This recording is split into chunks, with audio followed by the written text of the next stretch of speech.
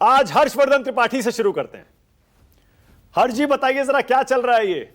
आज अनंत विजय मुस्कुरा रहे हैं। अनंत विजय, जैसे आपने पिछली बार कहा था भाई, हर बार उन्हीं दो चेहरों से क्यों शुरू होता है, पलट देते हैं। मानक जी, मैं आपको धन्यवाद देता हूं कि आपने कम से कम मेरी बात मानते हुए इस कार्यक्रम को लोकतांत्रिक कर दिया है। कभी भी किसी की भी बारी आ सकती है। ठीक है, बिल्कुल नहीं। पहले पहले तय था कि किससे शुरू होगा, लेकिन धन्यवाद आपका लोकतांत्रिक करने के लिए इसको। नहीं नहीं, बिल्कुल थैंक्स। खतरा था मानक को कहीं आप काकरोच पार्टी में शामिल हो जाएं। नहीं समझ पाए सर। ये मानक जी को खतरा था कि कहीं आप काकरोच पार्टी में शामिल न हो जाएं प्रोटेस्ट में। सर हम तो फिनिट वाले लोग हैं, कॉकरोच कहाँ आप समझ रहे हैं हमको। आपको नहीं, आप शामिल न हो जाएं। हम तो पैरागॉन है, पैरागॉन का साथ कभी कॉकरोच को मिलता नहीं है। ठीक है, ओके। हर्षवर्धन त्रिपाठी, हर्ष जी जरा ये बताइए, अखिलेश यादव का ये पोस्ट जो है ये क्या कह रहा है, किसके लिए है? देखिए मानक जी, सबसे पहले तो ये कि उत्तर प्रदेश की राजनीति अभी तो जो दिख रही है वो इबारत बड़ी साफ, उसमें ज्यादा बहुत कुछ अभी गुंजाइश नहीं है आज की तारीख में कि आज हम कहें कि कोई ऐसा कंफ्यूजन है, कहीं अखिलेश बहुत अच्छा कर रहे हैं, राहुल जी मिल जाएंगे, अब दो लड़के मिल जाएं, बुआ जी को लेके मिल जाएं। आज की तारीख में भारतीय जनता पार्टी के सामने कहीं लड़ते नहीं दिख रहे हैं। इसको पहले स्पष्टता समझ लीजिए, आगे हम उसको और चर्चा करेंगे। लेकिन चुनाव सिर्फ इस पर नहीं होता है कि योगी आदित्यनाथ जैसा बड़े कद का नेता है, एक ऐसा नेता जो नरेंद्र मोदी के बाद देश में सबसे बड़ी अपील वाला नेता है। चुनाव होता है तो बड़े छोटे छोटे ढेर सारे कारक होते हैं। उसमें तो ये भी होगा ना कि गर्मी में भैया रात को लाइट कट गई है तो कोई 3 लोग दुखी हो जाएंगे। उसमें यह भी कारक आएगा कि विधायक जी भाजपा के विधायक जी हैं, लेकिन हर मीटिंग में बैठते हुए कहते हैं कि अरे हमारा तो काम ही नहीं होता, हमारी सरकार तो हमारा काम ही नहीं करती। उप मुख्यमंत्री बैठे रहेंगे तो वो अपनी चिंता जताएंगे। जैसे बड़ा कभी कभी लगता है कि जैसे केशव जी बड़े निरीह टाइप हो गए हैं, असहाय टाइप हो गए हैं कि कुछ उनका काम ही नहीं चल रहा। मैं सिर्फ कुछ कुछ बातें बता रहा हूं जिससे कि समझ में आए। संकट क्या है कि इन सब के बावजूद विपक्ष किसी भी ऐसी तरह से लड़ाई लड़ता नहीं दिख रहा है जो जनता के साथ सरकार के खिलाफ लड़े। ऐसा नहीं है कि मुद्दे नहीं, ऐसा नहीं कि चीजें नहीं है।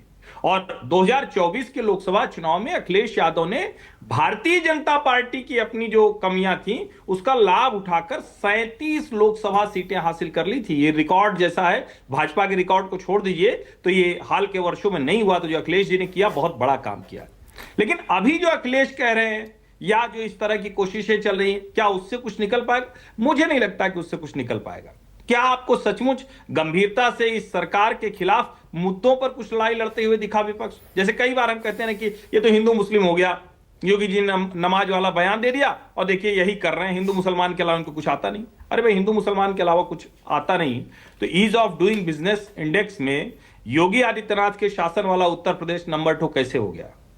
अगर उसके अलावा कुछ होता नहीं है तो देश का एक्सप्रेसवे प्रदेश जब हम कहते हैं तो जरा आज इसको समझिए। और मैं आंकड़े से बताता हूं। मैं तो कई बार कहता हूं जब समाजवादी पार्टी के प्रवक्ता होते हैं तो वो कहते हैं कि रे लखनऊ वाला एक्सप्रेसवे, तो हम कहते थोड़ा पीछे जाइए, मायावती ने पहला एक्सप्रेसवे बनाया था। लेकिन तथ्य एक मैं रख देता हूं, 1800 प्लस किलोमीटर का एक्सप्रेसवे उत्तर प्रदेश में है आज, जिसमें 300 किलोमीटर के आसपास का अखिलेश जी का और 165 किलोमीटर के आसपास का मायावती जी का।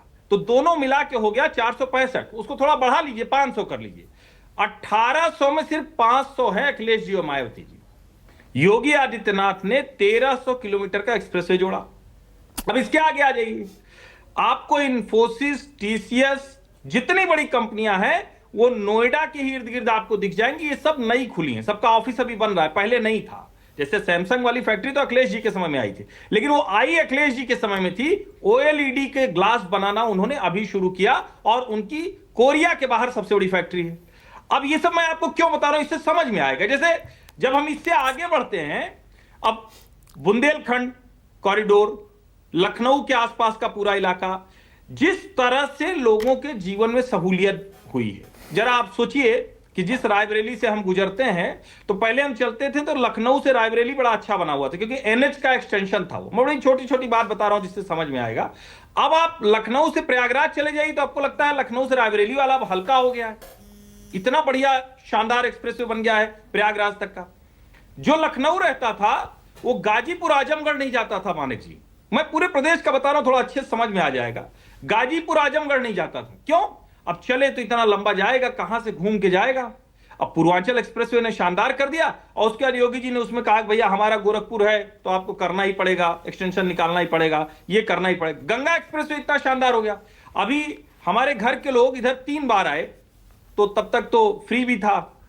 वो कहे क्या बढ़िया हो गया जीवन, आप प्रयागराज से चलिए तो गंगा पे चढ़ जाइए, लखनऊ से चढ़िए तो गंगा पे चढ़ जाइए। अच्छा यहां से आप जा रहे हैं तो लखनऊ घुसिए ही नहीं, बाहर से निकल जाइए। एक बढ़िया वाला वो राजनाथ जी का भी उसमें बड़ा प्रयास है, जो बाहर बाहर एक बन गया है। ओवरऑल पूरे उत्तर प्रदेश ने अकल्पनीय कायाकल्प देखा है, अकल्पनीय। ये जो हुआ है, ये हम उत्तर प्रदेश को देश के हर विकसित राज्य से बेहतर होता हुआ देखते हैं। आज हमारे राज्य से अच्छी सड़क कहीं नहीं है। ओके। हम उत्तर प्रदेश के निवासी होने के नाते आज गर्व करते हैं। ठीक है। बाकी मैं फिर कह रहा हूं, हाँ। चुनाव का समय आएगा तो छोटी छोटी बहुत सी चीजें होती हैं, उसको भारतीय जनता पार्टी को देखना होगा। ठीक है, ओके।